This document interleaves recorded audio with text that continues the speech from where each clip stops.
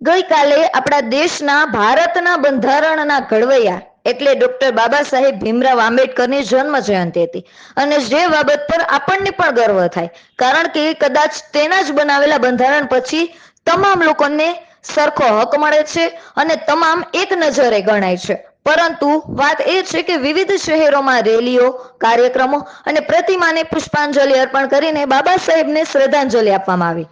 પરંતુ રાજકોટના હોસ્પિટલ ચોક ખાતે યોજાયેલી એક ભવ્ય રેલી દરમિયાન કેટલાક લોકો દ્વારા બેદરકારીપૂર્ણ વર્તન પણ જોવા મળ્યું.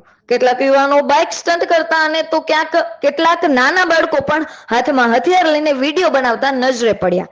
ત્યારે પ્રશ્ન એ થાય છે કે શું આ પ્રકારની હરકતો યોગ્ય કહેવાય?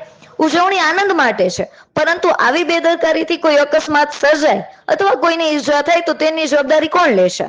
બાબા સાહેબ જેવા મહાન વ્યક્તિત્વની જન્મ જયંતિ એ માત્ર ઉજવણીનો દિવસ નથી, પરંતુ તેમના વિચાર અને સંદેશોને પણ અનુસરવાનો દિવસ છે. મોજ મજા હોવી જોઈએ, પરંતુ એ હદ સુધી નહીં કે જે સમાજ માટે પણ જોખમરૂપ સાબિત થાય.